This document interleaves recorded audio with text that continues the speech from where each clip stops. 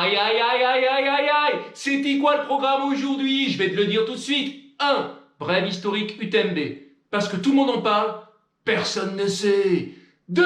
Le matériel obligatoire UTMB. Mais ça... T'avais deviné. 3. Le sac d'allègement. Parce que le sac d'allègement, c'est important. Et enfin 4.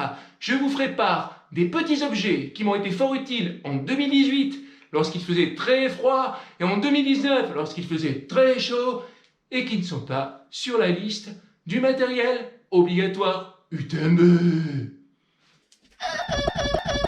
Bref historique de l'UTMB.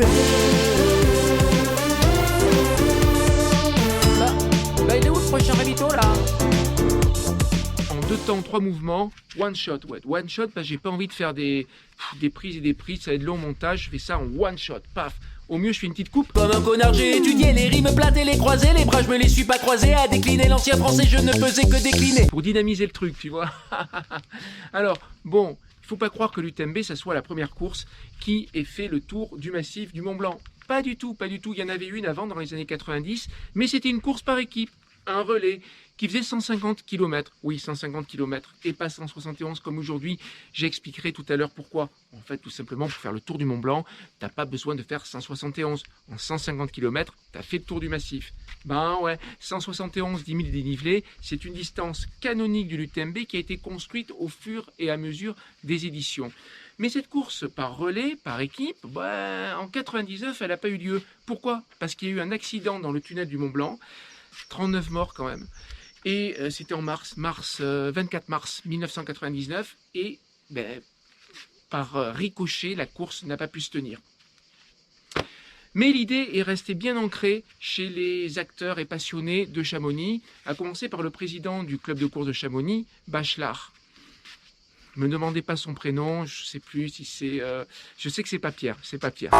René, c'est ça, c'est René Bachelard. Donc le président René Bachelard, épaulé déjà par le couple Michel et Catherine Poletti, vont remettre le projet en route. Et 4 ans après, en 2003, l'UTMB est créé.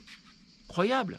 Alors cette première édition de l'UTMB en 2003, d'abord, comme vous l'avez compris, comme je l'ai dit précédemment, elle ne fait pas 171 km, elle en fait 155 km. Bon, elle fait 155 km. Ouais. Et c'était plus court, Ah, c'était plus court. Mais c'était pas plus facile parce qu'ils étaient 722 à prendre le départ. Ouais, c'était une époque où si tu voulais trouver une place pour l'UTMB, tu l'as trouvé quoi. Il y avait des 722. Aujourd'hui, il y a 2300 participants sur l'UTMB. Si tu rajoutes les élites, au départ, on doit pas être loin de 2500 les plus grosses années. Et ça, c'est que l'UTMB. C'est pas toutes les autres courses qui ont été créées depuis l'UTMB. Parce qu'en 2003, il y avait sans doute que l'UTMB, la CCC, tout ça, c'est venu après. L'OCC, la TDS, c'est venu après. Ben oui, il a fallu créer tout un événement et donc le nourrir cet événement avec plus de courses. Et des courses évidemment qui proposaient des caractéristiques différentes. Alors revenons à cet épisode de 2003. L'édition fondatrice, eh bien 722 au départ, 67 à l'arrivée. Ça fait moins de 10% de chance d'être finisher. Je sais plus, c'est super. Alors, il y avait 2 solutions. Soit tout le monde allait bouder l'épreuve parce que trop dur, soit de facto, elle devenait une sorte de Graal à atteindre. Mais surtout, elle est devenue, ça c'est le coup de génie des Poletti, c'est devenu une épreuve individuelle. Un coup de génie, ça allait un peu dans le sens de l'histoire. Et une épreuve individuelle, quand vous êtes un champion, eh bien, vous êtes tout seul à monter sur le podium. Ah ouais, et oui, vous n'êtes pas 7 comme c'était à l'origine pour le relais. Donc du coup, les plus grands noms vont se précipiter. C'est la plus dure, c'est le Mont Blanc, c'est symbolique, le parcours est magnifique.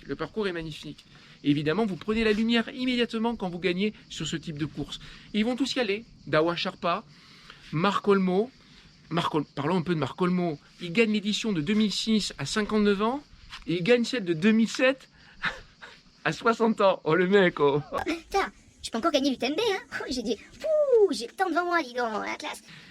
Et oui, c'est le plus vieux vainqueur de l'UTMB, Marco Olmo, un coureur italien. Et en 2008, qui c'est qui gagne? Ben, le plus jeune vainqueur de l'histoire de l'UTMB, Kilian Jornet. Il se pointe 20 ans, paf, 20 ans, clac, l'UTMB. Je sais pas si j'aurai assez de batterie pour faire one shot. Je dis ça parce que bon, je vois que ça réduit. Oui, alors donc il gagne Kylian, Olmo, Kylian, et puis après vous connaissez tous, Thévenard, François Daen, François Ier, toujours premier. Ouais. Et puis le dernier qui établit le record du l'UTMB, c'est Pao Capel. Et oui, on dit souvent c'est François Daen. Non, mais l'édition de 2017 où François Daen a mis 19h01 minutes, c'était une édition tronquée. Comme ma première édition 2018, il n'y avait pas les pyramides calcaires et il n'y avait pas la tête au vent.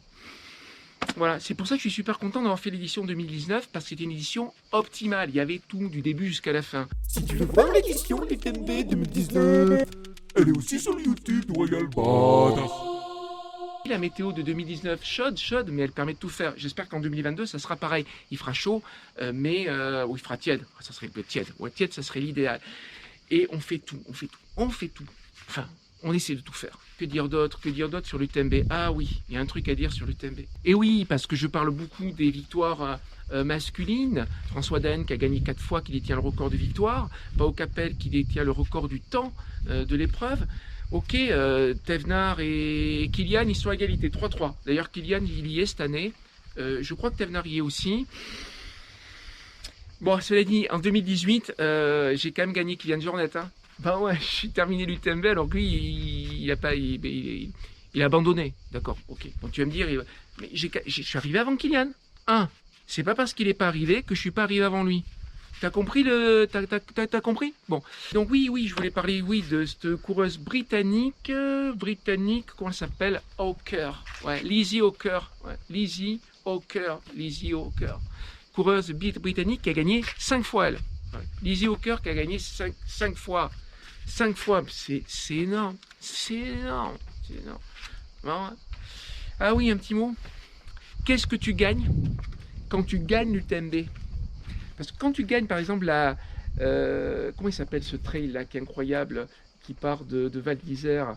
Ah, le High Trail Vanoise. Quand tu gagnes ça, tu as une bagnole, une BMW, je sais pas quoi, à ton nom. Bon, pendant 1 an. Vous pouvez aller voir la vidéo. J'ai faite au sommet, autour du Vieux-Chailleul. Je croise Nicolas Martin qui l'a gagné, cette course. Et il m'a dit, ce qu'il avait, il avait une BMW pendant 1 an à ton nom, quoi. Royal Badass. C'est la classe, quoi, tu vois, le truc, quoi. Et donc là, en UTMB, tu gagnes 2000 €.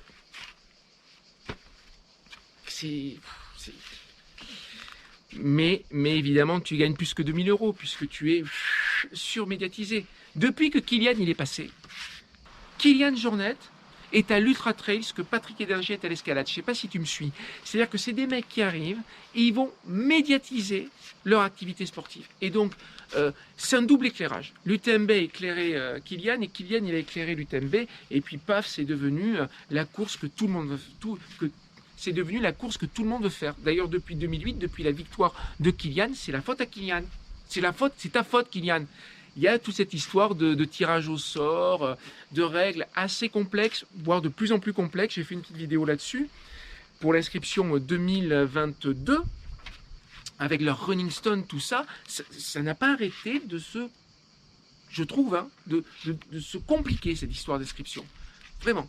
Et voilà, et c'est la faute à Kylian. Parce qu'avant, tu allais à l'UTMB, personne n'allait. C'était un truc un peu confidentiel, tu vois. Le quoi, l'UTABA, BLD, c'est quoi l'UTMB? C'était un système de verrouillage automatique de porte-fenêtre? Non, voilà. Du coup, quand tu dis UTMB, je peux parler de plein de courses à des gens de mon entourage, ils n'en connaissent aucune. La seule qu'ils connaissent, c'est UTMB. Ah, l'UTMB. Oui, mais l'échappée belle, c'est... Ah, bon, non, mais parle-moi de l'UTMB plutôt. L'échappée belle, ils veulent... C'est magnifique, l'échappée belle. C'est magnifique, tu vois. Bref historique de l'UTMB. Bah, il est où le prochain ravito, là?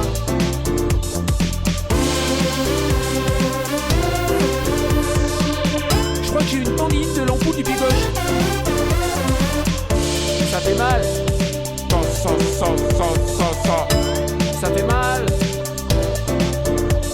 Ah, la tarte à la myrtille de Champé.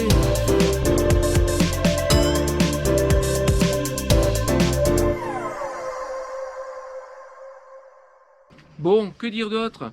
Ben, il n'y a plus qu'à monter tout ça et à couper ce one shot. Voilà le travail. Yo